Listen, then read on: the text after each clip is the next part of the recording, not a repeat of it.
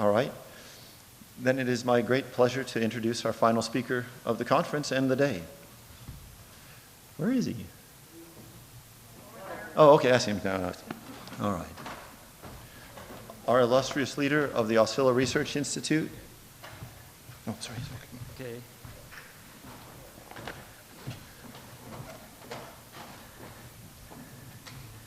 Well, I'm glad everybody could make it. And we're going to have another conference in 2025, so I'll plug that early. What should I use to just the up and down button to change the slides? Oh, okay. So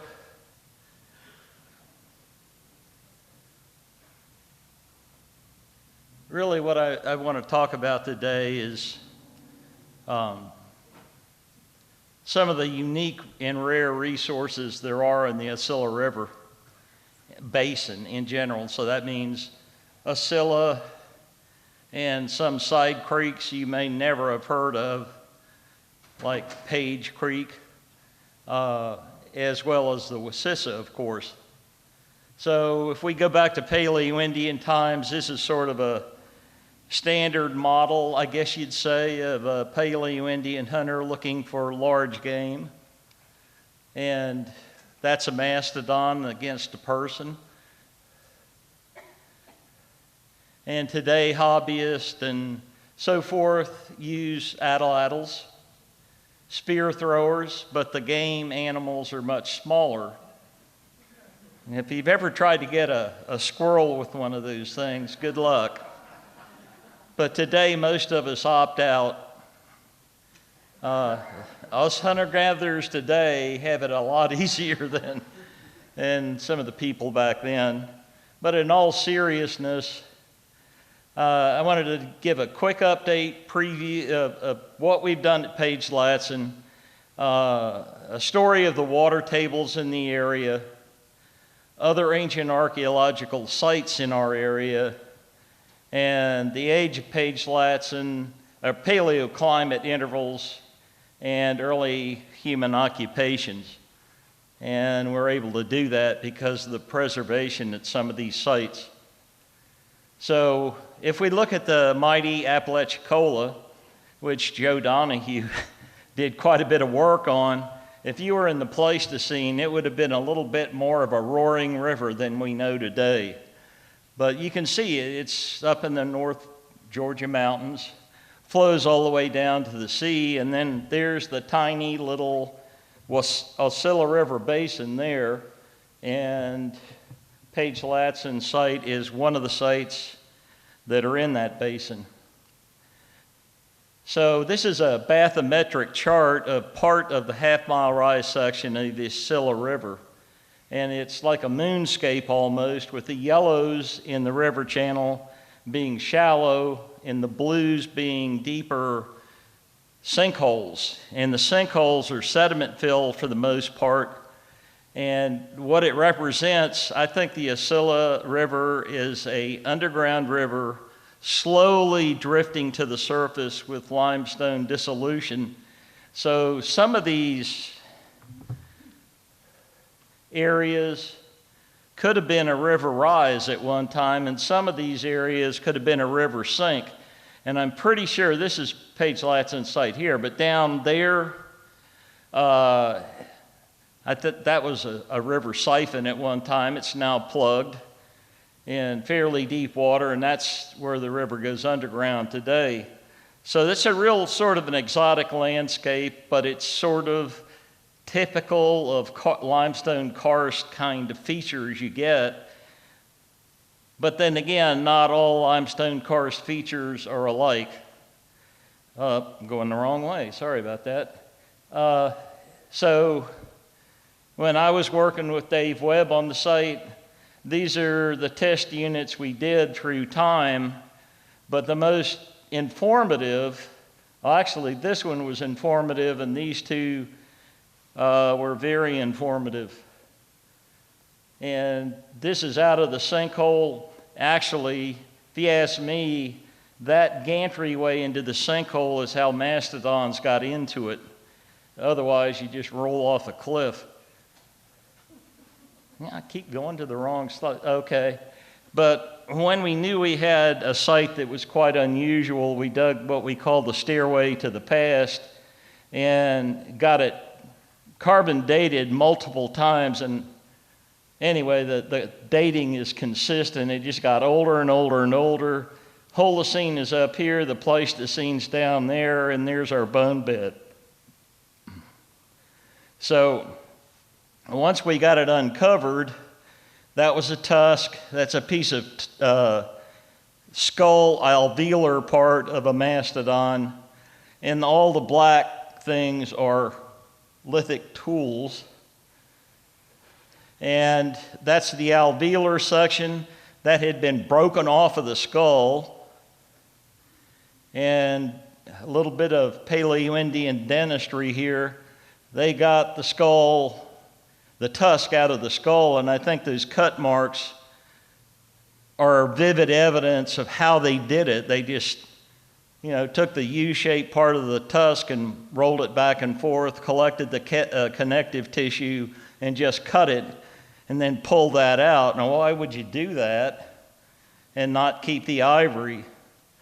Well, if any of the African cultures tell us anything about that today, is the pulp cavity in the tusk. If you're a hunter back then, that was a good high-protein snack, like mastodon sushi. But I think this is the top end of a thoracic spine of a mastodon, and if you see there, it's crushed. But the other end of the thing at the neural arch, that's a green bone fracture. And I think that mastodon was down in that sinkhole when water tables were lower and somebody threw a big rock on it. And without further ado, that would neutralize that animal. Nobody likes to have their neck vertebra smashed, and that's what happened there. And we found this array of tools. I think my laser pointer just died. But anyway, we found those tools. And with that, we found excellent botanical preservation. You have... Yeah, it's dead. Oh, never mind. I must have had something happen there. But anyway, that's hazelnut, no longer extant. It migrated north out of Florida. And cucurbita pepo, hickory, so forth. And because of the preservation of that botanical material, it was fully carbon datable, which very few archaeological sites of that age can be dated that well. So 2006, Dave Webb's book, he was a main editor on it. I had some chapters in it. We talk about Page Latson, and it's 14,000 whatever years old, and nobody believed it that was in the, Jim Azabazio and anybody else that dared say there was something older than Clovis, they'd have to go to Montana and see this sign frozen over.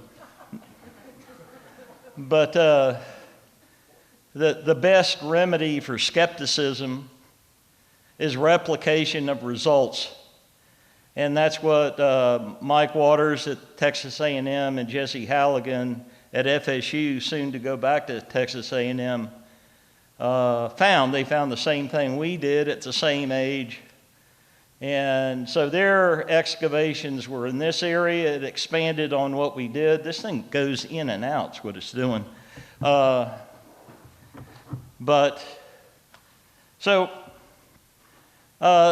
are strat profiles that they did, and most of it's just debitage flakes, nothing to write home about. At the bottom is a bifaced, probably point tip that got broken, reworked, and on the base of it, it's concave a little bit, and there was sort of a spoke shave kind of tool on that, so it was reused, looks like. So there's our strat profile, and the yellows in the middle is unit 3, which is it doesn't take batteries. Oh, it does? It has to be plugged in. Sorry about that, I got the wrong one. Oh, okay. But anyway,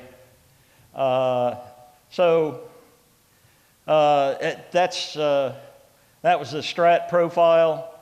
And when Jessie first came out in 2012, she and I were working, trying to solve a way we could get through Unit 4, which was a very tough gray clay sediment that you had to get through. And when we were going through the top of it, we came across that, which is a horse tibia. And if I go back, see that arrow at the top up near horse tibia, 12,500? I think there's a number of things that tie into that, but that is one of the youngest dates you could have on Pleistocene fauna. Everybody says everything became extinct at the Younger Dryas onset. Thank you. And that's the middle Younger Dryas. So we got horses. Maybe, what we really need to do is go back and date the bone. That's a whole other story, hadn't been done yet. But if we have Pleistocene horses going through the middle Younger Dryas until that Younger Dryas switches to the dry phase, we have Pleistocene fauna in Florida that lasted longer over here than they did out west, which is a big deal because we got 2 Swanee Point sites that have Pleistocene fauna associated with Swanee Points. So what we have is Swanee Points are either contemporary with Clovis, they're older than Clovis, or they're younger than Clovis. And I would think they're probably younger than Clovis and developed out of Clovis.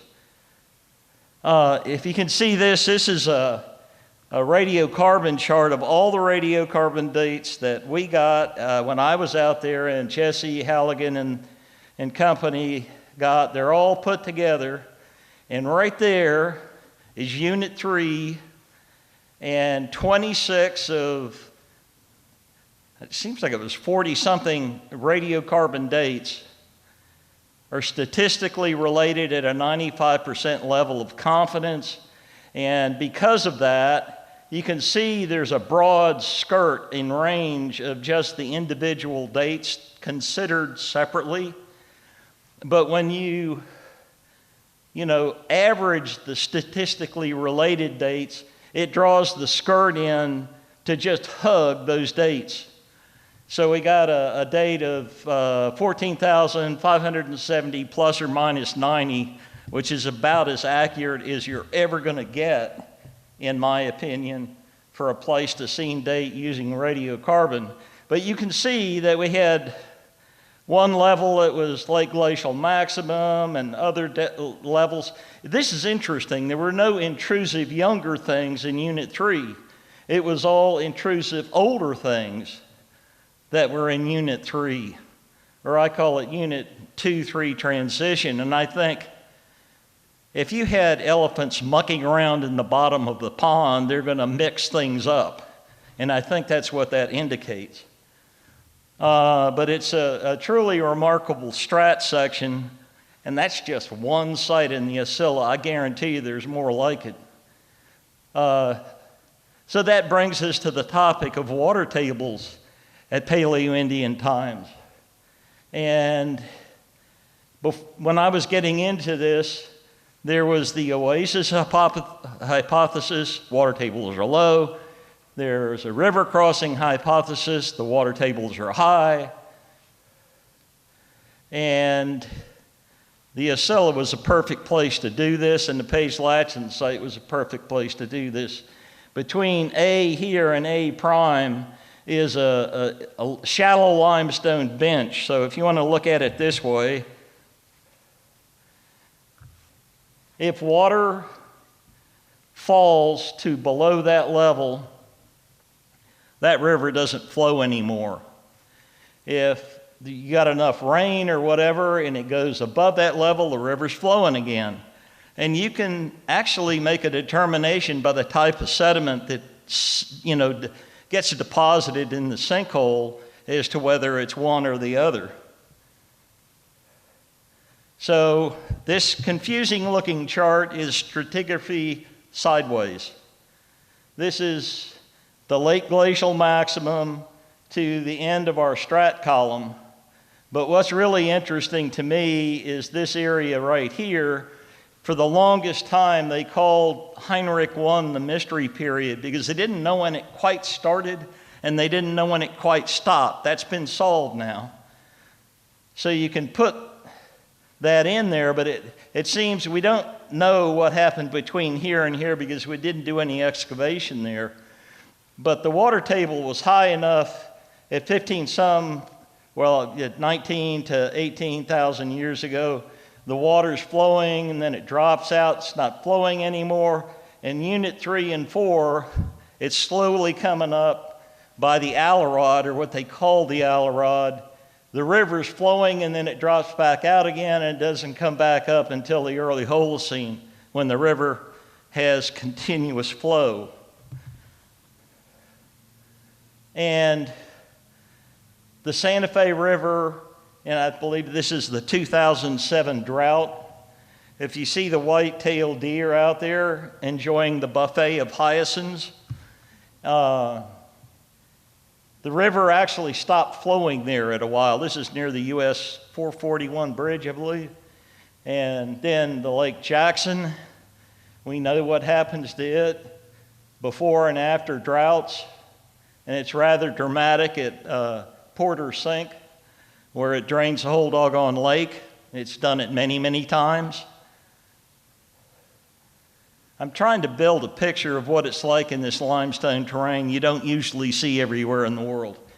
And this is the bottom of the Econfina River in the 2007 drought. That's dry as a bone. You could walk down and find fossils and beer cans and whatever else was in the bottom of that river. This is near the US 98 bridge. So this is an idealized model near Blue Springs on the Wassissa. And if you have water tables the way they are today, you have a flowing spring creek, nice vegetation, a lot of wildlife.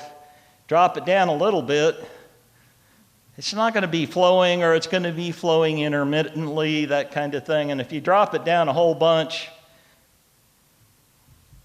the only water that you can get at is way down in a deep karst feature. So why are we paying attention to those things? This is the distribution of Paleo-Indian artifacts, and it's an old one, it's not updated, but every time that I ever added anything to it, it just more and more in here and nothing out there. Wherever the concentration is where the aquifer, Floridan aquifer, is near or at the surface. And you've got water and you've got chert. And what more would a Paleo-Indian love? So other sites in the Big Bend area, if you can see we've got dates from several sites in the Oscilla, Wassissa, up and down. And some actually can't be dated because the sediment's beyond capability of radiocarbon. But we're getting back into the 49,000s in here. And I call your attention, not too many dates, but they're there.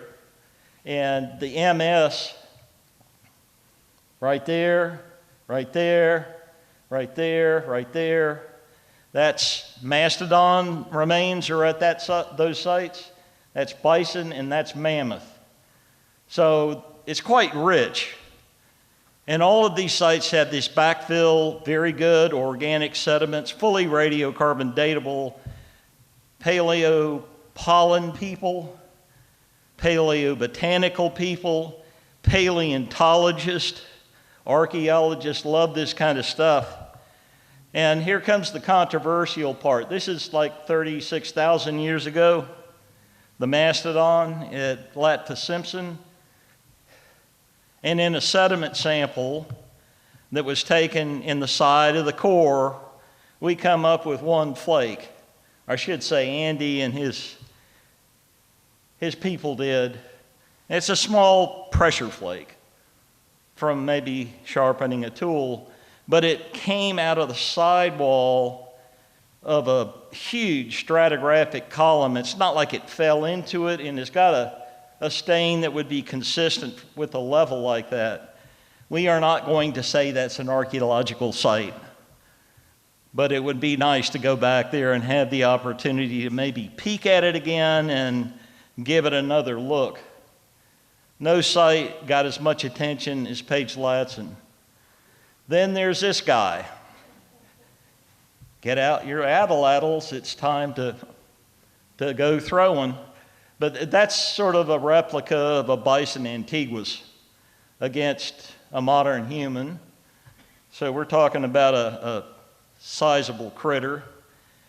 And this is a antiguous cow with a chert fragment embedded in the skull, which has been criticized as maybe not being a kill site. But I think there's a good chance that it is. And so if you wanted to, before you start butchering an animal that size, you need to stun it. And these are the modern stunning targets for bison and cows today.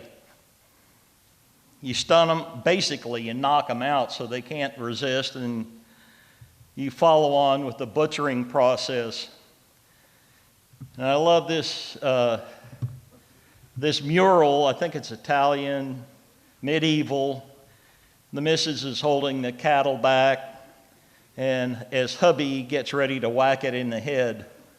There's something wrong with that picture.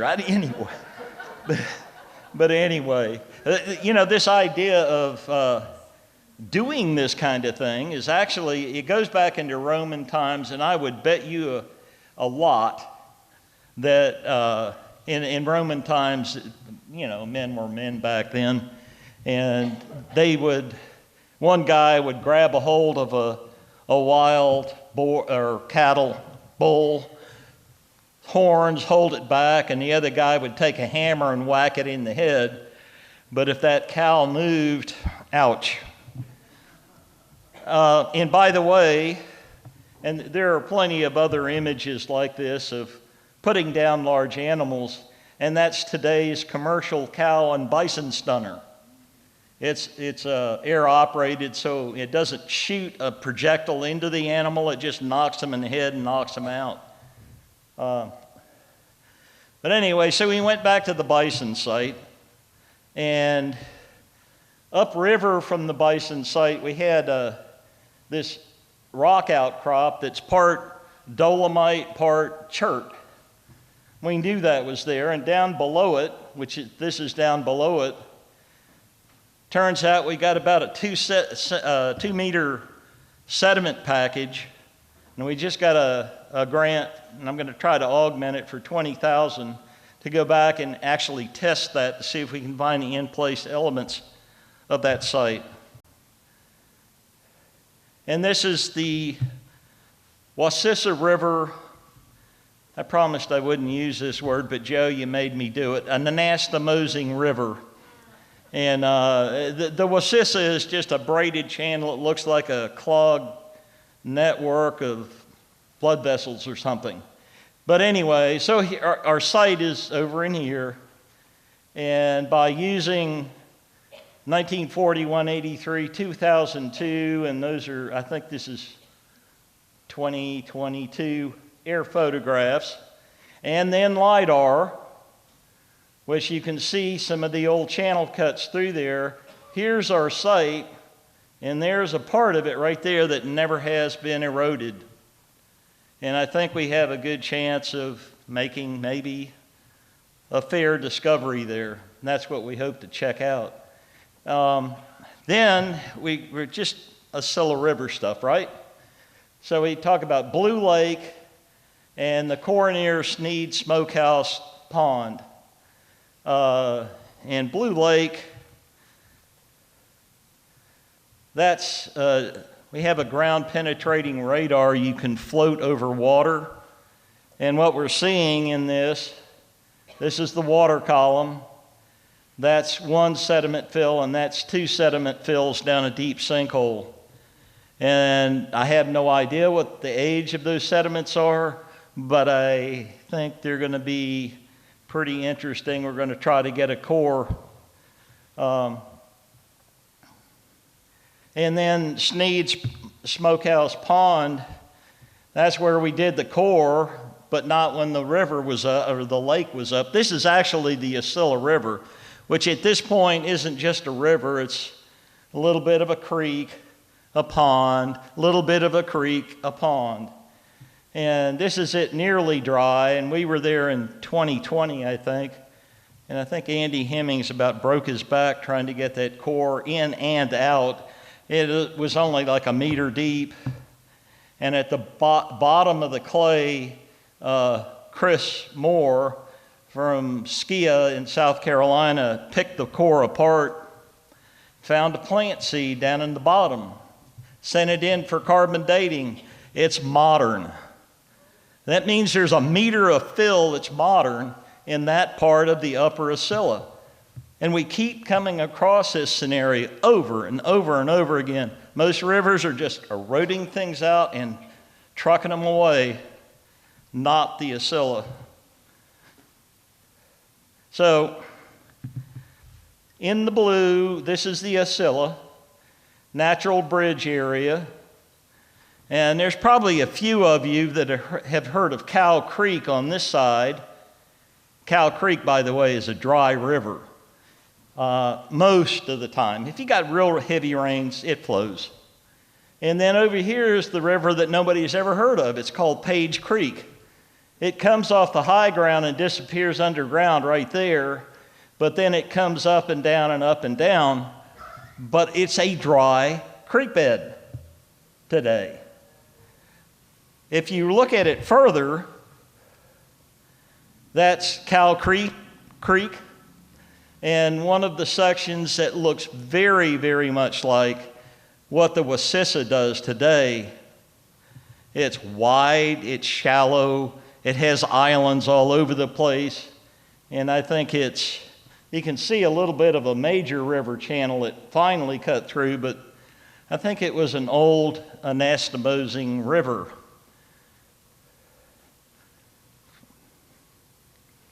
Okay, there we go. And this is Page Creek. That's an ancient spring head. You can see here in the LiDAR, the river flowed down at one time and went down in that siphon right there, and that's the siphon. That looks a lot like the Oscilla. And they're both dry as a bone nowadays. Now, looking at it again, you can see Cow Creek is relatively shallow, but Page Creek dips down, and a lot of the water finally just goes back down underground like the Oscilla. And I think they're two reflections of the same kind of thing. And speaking to sea levels and water tables and all that, the dry caves near the Oscilla Basin, there they are. That's Joe Davis wandering back there to see if he could find a bear. And there is, one of them does have a 1915 date carved in there, but these were springs, probably, at one time or another.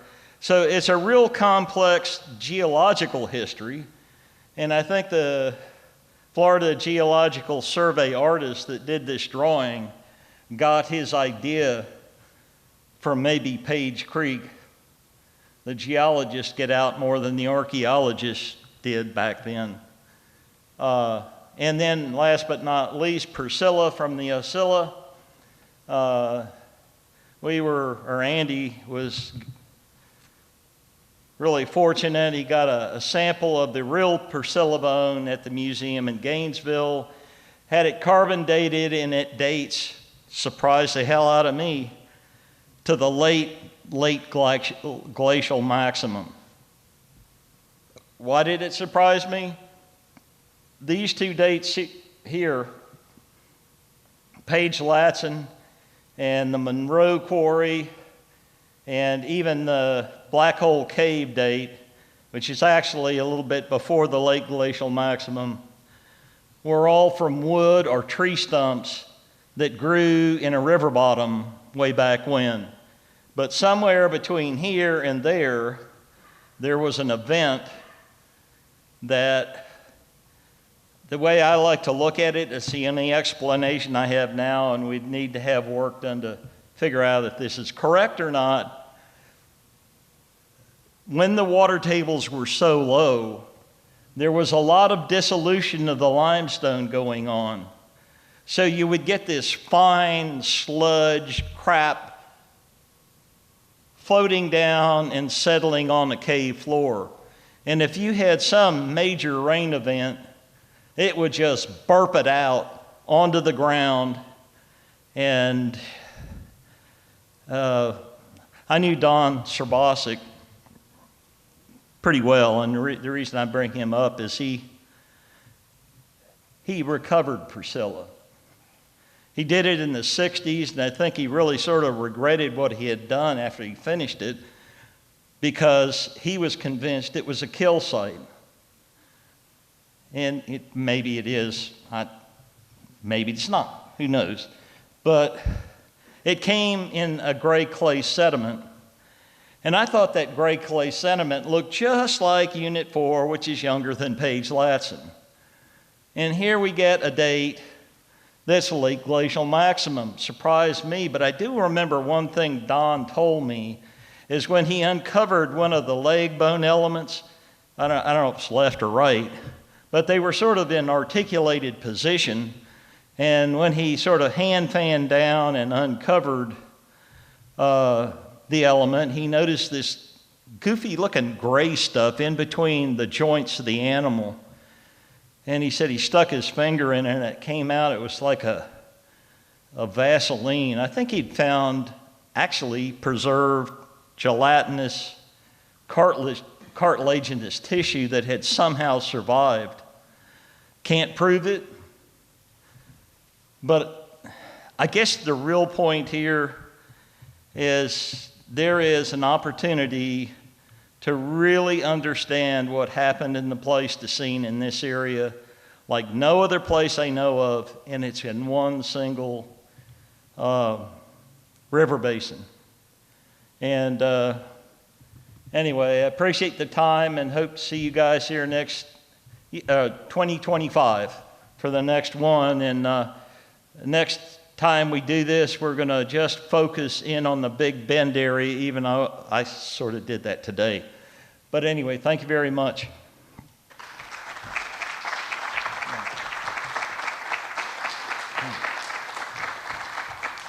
Oh yeah, by the way, any questions?